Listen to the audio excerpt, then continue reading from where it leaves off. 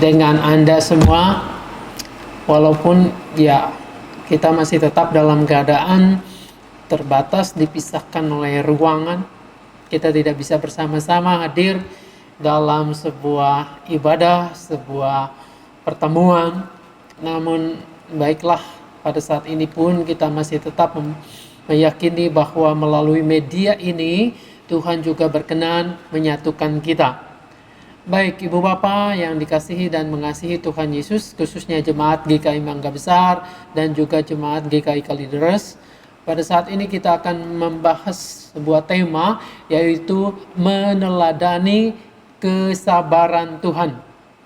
Meneladani kesabaran Tuhan, yang dimaksud adalah meneladani kesabaran tentunya Tuhan Yesus yang memperagakan firman itu, kesabaran itu dalam kehidupannya. Ia bukan hanya pandai untuk mengajari, membuat atau menyatakan, menasihati orang supaya sabar, tetapi ia juga melakukannya dari awal sampai selesai tugas pelayanannya di bumi ini.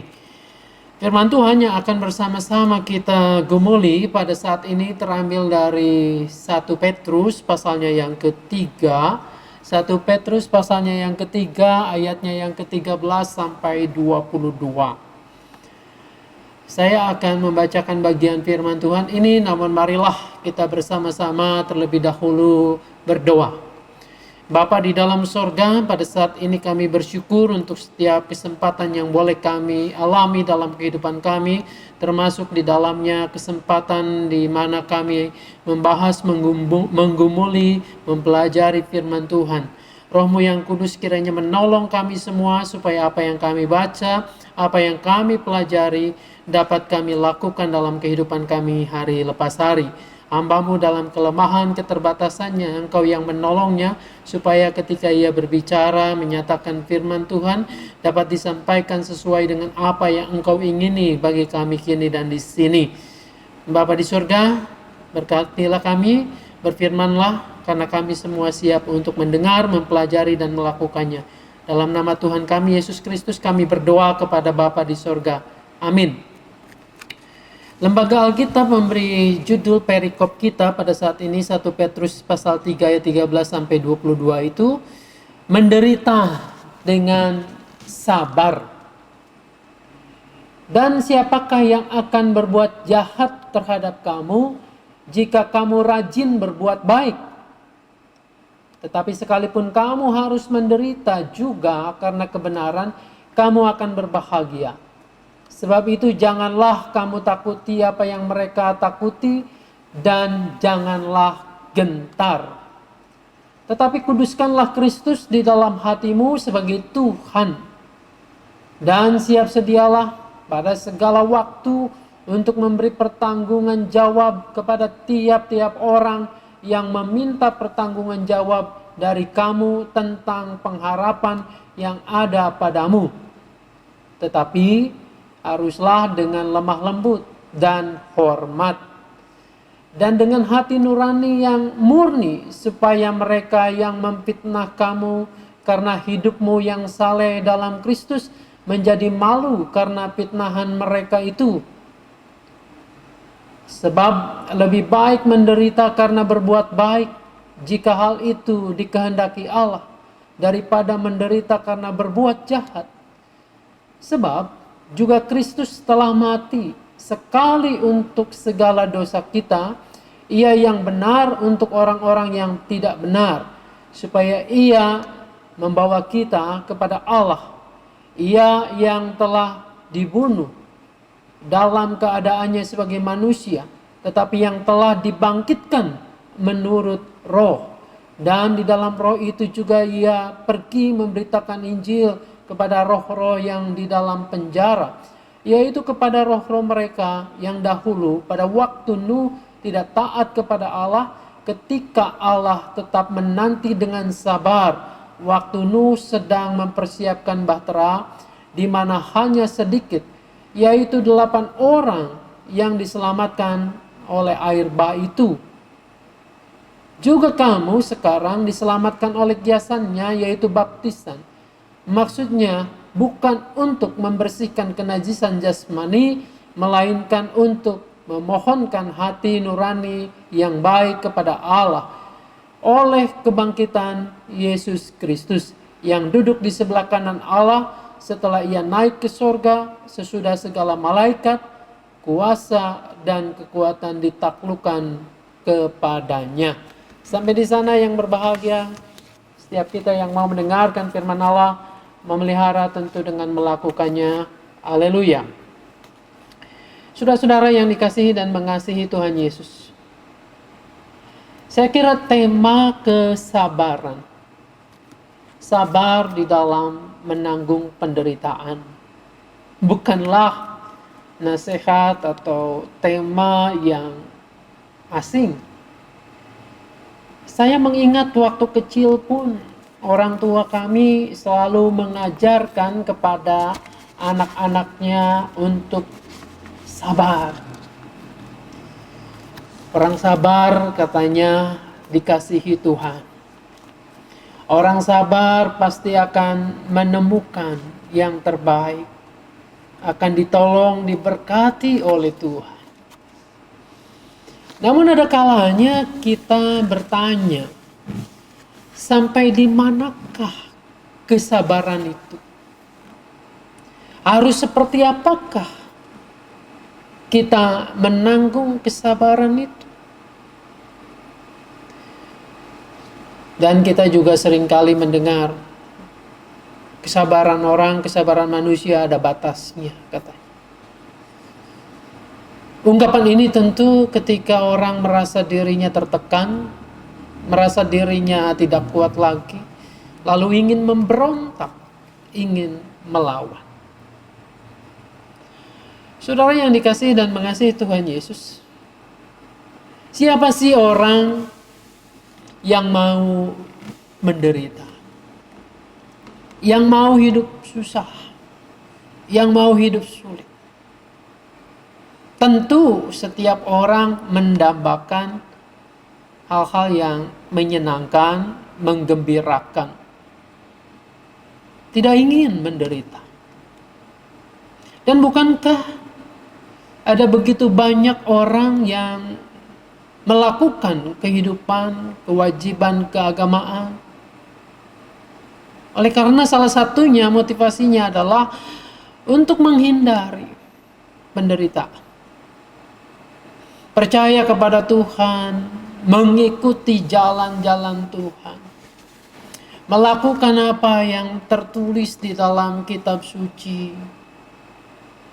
Ada terbesit niat di dalam hati, oh dengan demikian mudah-mudahan saya bahagia, lepas dari kesulitan dan penderitaan. Tapi nyatanya, kalau saya mengamati dalam kehidupan ini, dalam kehidupan orang beragama, setaat apapun juga, pasti tidak luput dari apa yang disebut dengan penderitaan. Bahkan ketika zaman murid-murid Yesus, rasul-rasul yang pertama itu, murid-murid Yesus yang pertama, kekristenan pada masa-masa awal di bawah pemerintahan Kekaisaran Roma dan juga pengawasan dari pembesar ulama-ulama Yahudi itu, penderitaan yang mereka alami itu sungguh sangat luar biasa. Menjadi pengikut Yesus, menjadi Kristen itu, ia harus berhadapan dengan penguasa negara, kekaisaran itu. Tetapi sekaligus juga pada saat yang bersamaan, ia dimusuhi oleh orang-orang Yahudi yang dianggap bahwa pengikut-pengikut Tuhan itu adalah mereka yang menodai agama Yahudi itu. Kita dapat membayangkan sesulit itu menjadi pengikut Tuhan. Saudara-saudara, memang benar penderitaan itu harusnya bisa kita hindari. Tetapi ada kalanya penderitaan itu tidak bisa ditawar. Inilah yang dialami oleh para murid Tuhan pada masa-masa awal kekristenan itu. Pada zaman Petrus menyampaikan surat penggembalaannya itu. Jemaat Petrus adalah jemaat yang terkenal sekali dengan kehidupan yang sulit, dengan kehidupan yang sangat-sangat susah oleh karena penderitaan ini. Ada banyak macam penderitaan yang bisa dialami oleh manusia, oleh Anda dan saya. Namun yang dibicarakan saat ini dalam perikop kita adalah penderitaan akibat penganiayaan, akibat fitnahan, akibat intimidasi, akibat ketidaksukaan pihak atau orang lain. Mereka banyak sekali memunculkan hal-hal yang tidak menyenangkan. Saudara-saudara, menghadapi keadaan yang demikian, Rasul Petrus ini terpanggil untuk menguatkan jemaatnya, untuk menguatkan umat Tuhan. Lalu kemudian ia memulainya dengan, dan siapakah yang akan berbuat jahat terhadap kamu jika kamu rajin berbuat baik? Saudara-saudara, ketika Anda dan saya rajin berbuat baik, kata rajin itu berarti apa? Sering kali, setiap kali, berulang-ulang melakukan perbuatan-perbuatan yang baik. Perbuatan yang baik bukan hanya ucapan saja, bukan hanya nasihat, bukan hanya khotbah, tetapi betul-betul dilihat orang, membantu, memberdayakan orang lain. Fokusnya adalah orang lain, bukan diri sendiri. Untuk menolong, menopang orang lain. Nah, kalau kita rajin berbuat baik, maka logikanya, kata Rasul Petrus ini, logikanya siapa yang akan berbuat jahat terhadap kamu? Saudara-saudara, mungkin pada saat ini kalau mengatakan begitu kita ketawa. Wah, banyak sekali kita berbuat baik justru kita dimanfaatkan orang. Kita dijadikan sapi perahan buat orang lain. Dimanfaatkan pada masa kini. Bahkan barangkali ketika kita berbuat baik, justru yang ada adalah kita difitnah. Kita disangkakan melakukan itu untuk maksud-maksud tertentu. Sudah kita dengar banyak hal bahwa orang Kristen melakukan banyak kebaikan, membantu orang, menolong orang, memberikan sembako, melayani kesehatan, memberdayakan orang melalui beasiswa dan lain sebagainya. Terus kemudian kita mengatakan, oh, itu sedang melakukan upaya-upaya kristenisasi. Jadi saudara-saudara, jelas tidak selamanya ketika kita rajin berbuat baik lalu orang merespon dan tidak akan melakukan kejahatan kepada kita. Mungkin sekali dengan kita melakukan perbuatan-perbuatan baik itu, orang menyalahpahami, lalu juga orang kemudian memfitnah kita, tidak suka, makin tidak suka kepada kita. Lalu bagaimana dalam kondisi yang seperti ini? Haruskah kemudian kita mengatakan stop, cukup, aku tidak usah lagi melakukan ini dan itu, karena tidak ada hal yang aku dapatkan, tetapi justru yang aku dapatkan adalah kekecewaan, penderitaan, kesulitan. Masih mending diam saja. Saudara-saudara, tunggu dulu. Rasul Petrus meneruskan. Karena pada zamannya juga yang begini ini sudah terjadi. Sudah berlaku. Petrus mengatakan selanjutnya, tetapi sekalipun kamu harus menderita juga karena kebenaran, kamu akan berbahagia. Sebab itu janganlah kamu takuti apa yang mereka takuti dan jangan gentar. Ini sikap iman yang luar biasa. Petrus sudah mengantisipasi kondisi bahwa orang yang melakukan perbuatan baik itu mungkin akan mengalami cercaan, hinaan, atau fitnahan. Tapi Petrus mengatakan, tetaplah berbuat baik dan berbahagialah ketika kamu melakukan itu. Orang menderita karena berbuat baik dan terus disuruh untuk berbuat baik, lalu kemudian disebutkan berbahagia. Di mana akal sehatnya? Bukankah lebih enak bahwa kita tinggalkan itu semua? Selesai, buat apa lagi berbuat baik? Saudara-saudara, rupanya inilah kunci dari murid Tuhan, kunci dari kekristenan itu.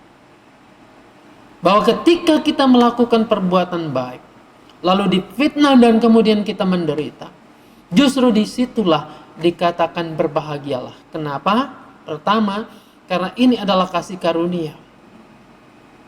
Tidak diberikan pada semua orang. Dan oleh karena itu, ketika disebutkan berbahagia, kuncinya adalah karena kita ada di dalam Kristus itu. Bukan hanya pengakuan mulut kita, lidah bibir kita, tetapi seutuhnya. Kenapa seutuhnya demikian? Petrus mengatakan, sebab Kristus pun sama. Kristus pun menderita.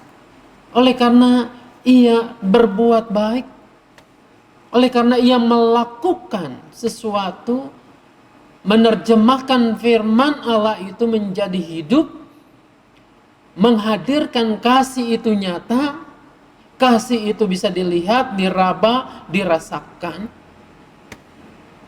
Yesus hadir membawa rahmat Allah. Tetapi dengan demikian ia harus disingkirkan. Dia harus disiksa, dibunuh. Saudara-saudara, berbahagialah dalam arti inilah. Anda dan saya ketika melakukan ini berarti kita ada di dalam Kristus, di dalam itu secara seutuhnya. Bukan hanya pengakuan, tetapi kita masuk ke dalam jiwanya Kristus yang melakukan itu semua. Kita disebutkan berbahagia. Kenapa? Di ujungnya kita tahu ketika Anda dan saya di dalam Kristus, dibaptiskan dalam arti kiasannya, ditenggelamkan bersama dengan Kristus itu, menderita, tapi kita ujungnya akan tahu bahwa melalui itu semua, melalui apa yang dilakukan oleh Kristus itu, kesengsaraan penderitaannya, justru Yesus mengalami kemuliaan. Yesus mendapatkan kemuliaan yang sesungguhnya itu. Nah, ketika kita ada di dalam Kristus, Anda dan saya menderita oleh karena perbuatan baik itu, Anda disebutkan berbahagia karena di ujungnya nanti itu juga Anda mendapatkan kemuliaan yang tidak akan pernah binasa, tidak akan pernah hilang. Disinilah yang disebut dengan berbahagia. Disinilah tema kita mengatakan belajarlah meneladani penderitaan Kristus itu. Jadi penderitaan memang tidak usah kita cari. Andai kata itu tak terhindarkan, Tuhan izinkan ada dalam hidup kita, maka kita harus terus tetap setia. Petrus mengatakan kuduskanlah Kristus. Kata kudus, hagios itu adalah apa? Mengkhususkan, mengistimewakan, menjadikan spesial. Jadi menjadikan spesial Yesus itu dalam hidup Anda, dalam hidup saya. Dia spesial untuk teladan buat saya. Teladan dalam perkataan, teladan dalam bertindak, teladan dalam memberi, teladan dalam mengasihi, bahkan teladan di dalam memberikan nyawanya itu. Disitulah sebetulnya kita ada di dalam Kristus. Inilah yang disebut orang yang meneladani Kristus itu, yang meneladani penderitaannya dan kemudian mendapatkan kehidupan yang bahagia itu. Saudara-saudara, memang ini tentu tidak mudah. Tidak mudah kita alami, kita jalani.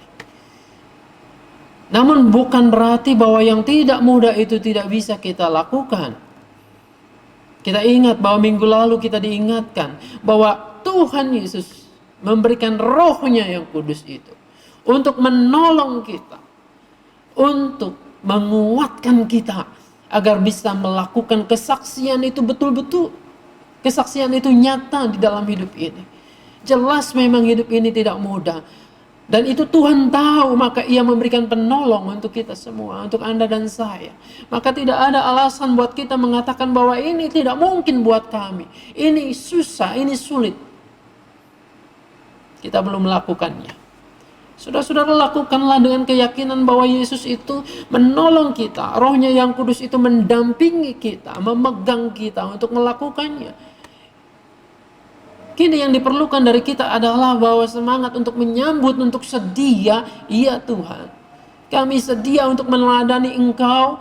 Tuhan, kami sedia untuk bersama-sama ikut di jalan-Mu.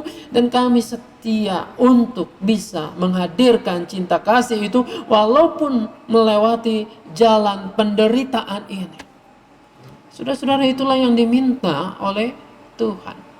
Ingat, Anda dan saya mengatakan saya Kristen, itu berarti pengikut-pengikut Kristus. Pengikut Kristus ada di belakang Yesus, bukan di depannya, tetapi di belakang, agar ia melihat sendiri, belajar meneladani Kristus itu, belajar mencontoh gaya hidupnya. Bagaimana dengan gaya hidup kita? Apakah mencontoh gaya hidup Yesus? Atau kita justru hanya mengejar hedonisme, kenikmatan saja? Mestinya tidak demikian. Nah, saudaraku yang dikasihi dan mengasihi Tuhan Yesus, maka pada saat ini kita kembali ke dalam kehidupan kita untuk menyatakan kasih Kristus ini. Pada saat konteks firman Tuhan ini ditulis, jelas orang-orang Kristen, pengikut-pengikut Yesus sedang berada dalam penganiayaan. Itu yang menyebabkan mereka menderita. Tetapi penderitaan pun bisa terjadi berbagai macam. Berbagai macam penderitaan bisa kita alami, berbagai sebab bisa menimbulkan kita menderita. Nah, pada saat-saat penderitaan itu datang, penderitaan itu tiba, maka kita kembali harus bercermin kepada Kristus itu. Saat ini begitu banyak orang sedang menderita. Apa yang sudah kita lakukan? Dan mungkin kita juga saat ini sedang menderita. Apa yang kita lakukan? Apakah kita bersungut-sungut? Apakah kita mengutuki keadaan? Apakah kita menyalahkan orang? Apakah kita kemudian berbalik untuk memfitnah, mencaci maki orang lain? Atau justru kita melakukan seperti apa yang dikatakan firman Tuhan hari ini? Apa yang hari ini Rasul Petrus katakan, bahwa kita harus tetap berbuat baik, meneladani Kristus, melakukan sesuatu dengan hati yang mulia. Bukan hanya untuk kepentingan pribadi, untuk menonjolkan diri sendiri, tetapi menghadirkan kedamaian, sukacita, damai sejahtera ini di bumi ini. Biarlah Tuhan menolong kita dalam masa-masa yang sulit ini untuk terus-menerus menjadi saksinya. Tuhan Yesus memberkati kita. Mari kita berdoa. Tuhan Bapa di sorga, terima kasih untuk kasih dan setiamu, untuk teladan yang Engkau berikan di dalam Yesus Kristus, agar kami melakukannya.